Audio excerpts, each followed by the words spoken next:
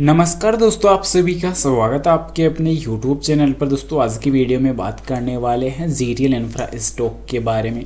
So guys, GTL infra stock पे आज फिर से एक अच्छी शानदार तेजी देखने को मिली है। मार्केट में भले दोस्तों उतार चढ़ाव हमें काफ़ी ज़्यादा क्यों ना देखने को मिले, पर मार्केट की क्लोजिंग एक अच्छी आंकड़ों के ऊपर देखने को मिली है। फिलहाल तेजी के पीछे की वजह भी आप लोगों के साथ शेयर करने वाला हूं, और साथ ही साथ दोस्तों आने वाले Q3 रिजल्ट्स को लेकर क्या बड़ी अपडेट नजर आ रही है, और ऐसी टेलीकॉम सेक्टर की अपडेट जिससे आज मार्केट में तेजी टेलीकॉम सेक्टर पर देखने को मिली है। तो जानकारी इंपॉर्टेंट रहेगी, पर उससे पहले बता दूं बाय सेल के लिए कोई भी सजेशन नहीं रहेगी, जानकारी ओनली एजुकेशन के लिए रहेगी। आज की क्लोजिंग ₹2.04 पे देखने को मिली है, और पिछले 5 मार्केट सेशन में इस स्टॉक की जो अच्छी प्राइस जो जंप हुई थी वो ₹2.08 तक हुई थी 1 जनवरी 2025 को।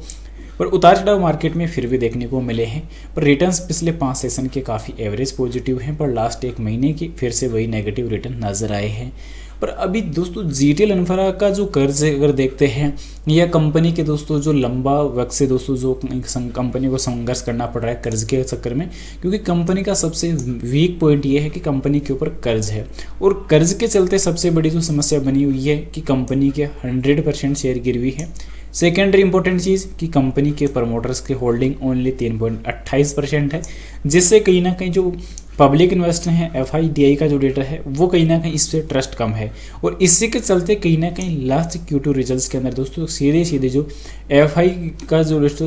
DI का जो डेटा था उसमें एक बड़ी गिरावट नजर आई है, जिसका विदन प्रूफ डेटा आप यहाँ पे चेक कर सकते हैं कि Q1 में कितनी अच्छी खासी होल्डिंग बनी हुई थी DI की 42.18, और यहाँ पे देखने को मिला Q2 के अंदर दोस्तों 37% घट चुकी है, यानी कि 37% पर आ चुकी है। तो ये डेटा कहीं ना कहीं मार्केट के दोस्तों एक्चुअल रियलिटी को, कंपनी की जो रियलिटी है उसको दर्शा देता है। पर यहाँ पे अगर देखते हैं तो दोस्तों यहाँ पे डेटा देखने को मिल रहा है कि 470,85,000 शेयर की आज के काउंटर पे वॉल्यूम देखने को मिली है, जिसमें से यहाँ पे अच्छी खासी जो बाइंग ऑर्डर है वो भी यहाँ पे देखने को मिली है। ऑर्डर बुक वैल्यू में ऑर्डर बुक काफ़ी अच्छी रही है, पर इसके साथ साथ दोस्तों अगर मार्केट की अच्छी खासी बात अगर कर ले वॉल्यूम की, तो यहाँ पे 46.5% से अधिक के जो डिलीवरी है वो निवेशकों ने होल्ड की है। भारतीय बाजारों का जो डेटा है वो फिर से वीक होता हुआ देखने को मिल रहा है, यानी कि इस सप्ताह का जो मार्केट क्लोज होते होते एक फिर से बड़ी गिरावट हमें देखने को मिली है। अब यहाँ पे अगर बात करें जीटीएल इंफ्रा की और बेसिक फंडामेंटल की, पर उससे पहले दोस्तों अभी के टाइम जो टेलीकॉम सेक्टर पर बड़ी अपडेट आ रही है कि VI इक्विटी रूपांतरण पर सरकार के कदम, BSNL MTNL समर्थन का दूरसंचार क्षेत्र पर महत्वपूर्ण प्रभाव पड़ने वाला है। यानी कि दोस्तों सरकार इक्विटी जो है यहाँ पे इक्विटी के रूपांतरण पर दोस्तों कदम जो है सरकार ने यहाँ पे कंपनी का साथ देने का फिर से काम किया है, पर उससे मेन चीज़ ये है कि BSNL और MTNL का जो समर्थन है वो दूरसंचार का यहाँ पे महत्वपूर्ण कदम यहाँ पे हो सकता है, क्योंकि इंडिया रेटिंग एंड रिसर्च ने वित्त वर्ष 26 के लिए दूरसंचार उद्योग के लिए तटस्थ दृष्टिकोण रखा है, जिसमें से कहा जा रहा है कि दोस्तों आने वाले टाइम में उद्योग में दोस्तों खासकर अगर हम बात करें टेलीकॉम सेक्टर की जो टैरिफ है वो 6 से 10% वृद्धि का अनुमान लगाया जा सकता है। पर अभी तक दोस्तों जो BSNL जैसी कंपनियां अभी तक जो 3G पे चल रही है उन्होंने अभी तक अपने प्लानों में कोई बढ़ोतरी नहीं की है। पर सबसे महत्वपूर्ण अपडेट ये देखने को मिली है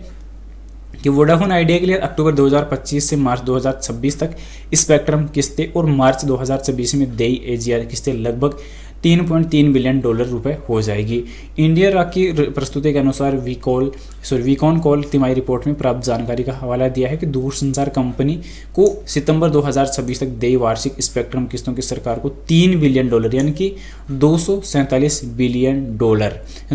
बिलियन रुपए जो बैंक गारंटी भी प्रदान करनी होगी। यानी कि कहीं ना कहीं कंपनी का जो कर्ज है वो थोड़ी सी परेशानियों में कंपनी को डालता हुआ नजर आ रहा है। और वहीं अगर देखते हैं तो 5G से संबंधित जो पूंजीगत व्यय का जो लाभ अभी तक कंपनी को मिला नहीं है, और ना ही इसके कस्टमरों को मिला है, इसके जो यूज़र हैं उनको भी नहीं मिला, क्योंकि अभी तक इसने 5G लॉन्च अभी अच्छी तरीके से हो ही नहीं पा रहा। और कहीं ना कहीं कंपनी की यही बड़ी वीक है जो कंपनी आने वाले टाइम में थोड़ी और ज़्यादा कर्ज में दब सकती है। खासकर अब जीटीएल इंफ्रा कंपनी का भी यही हाल है कि किसी भी कंपनी के साथ ये मिलकर काम करने के लिए रेडी नहीं है, क्योंकि कंपनी की बैलेंस शीट अगर देखते हैं तो कंपनी की जो एक्चुअल रियलिटी है, जो संघर्ष की कहानी है वो यहीं से पता चलती है। जो इन्वेस्टमेंट के नाम पर दोस्तों दोस्तों ओनली 25 करोड़ रुपए का इन्वेस्टमेंट अपने खाते में जो बना रखे हैं, जो इन्वेस्टमेंट में जो बैलेंस शीट का जो डेटा देखने को मिलता है कि इसमें ओनली 25 करोड़ रुपए की इन्वेस्टमेंट। दोस्तों इतनी बड़ी कंपनी अगर है तो इसके बावजूद भी कंपनी इन्वेस्टमेंट कुछ नया प्लानिंग, कुछ नई जो इन्वेंशन है या नए कुछ कार्य है वो स्टार्ट करने को रेडी नहीं है, और इसी के चलते कहीं ना कहीं कंपनी जो है कर्ज की शिकार होती हुई तेजी से नजर आई है। पर रही बात दोस्तों Q3 रिजल्ट्स की और Q2 रिजल्ट्स की, तो क्वार्टर 2 रिजल्ट्स के अंदर कंपनी ने थोड़ा बहुत कर्ज जरूर कम करने की कोशिश की थी। 3901 करोड़ से घटकर 3817 करोड़ पर कंपनी का कर्ज आ चुका है। थोड़ी बहुत कंपनी ने प्रयास जरूर किए थे, पर Q3 के अंदर दोस्तों थोड़ा सा जो डेटा देखने को मिल सकता है वो फिर से आप देख सकते हैं कि मार्च 2024 के मुताबिक, यानी कि Q4 के रिजल्ट्स के मुताबिक यहाँ पे जो डेटा देखने को मिल रहा था पिछले लास्ट ईयर का, तो वो सेल यहाँ पे कंटिन्यूसली गिर रही थी। और कंपनी के लेटेस्ट रिजल्ट के मुताबिक अगर बात करते हैं तो यहाँ पे कंपनी तो ऑलरेडी सेल पहले ही डाउन हो रही है, तो ये डेटा कहीं ना कहीं चौंका देने वाला रहेगा। फिलहाल बाई सेल के लिए कोई सजेशन नहीं रहेगी दोस्तों, जानकारी ओनली एजुकेशन पर्पज के लिए रहेगी। इन्वेस्टमेंट करने से पहले अपने फाइनेंशियल एडवाइजर की सलाह जरूर ले या खुद की पर्सनल डीप रिसर्च जरूर से कर ले। मिलते हैं नेक्स्ट अमेजिंग वीडियो के साथ, तब तक के लिए इजाजत दीजिए। जय Shri Krishna, thanks for watching this my video. जय हिंद, जय भारत, वंदे मातरम।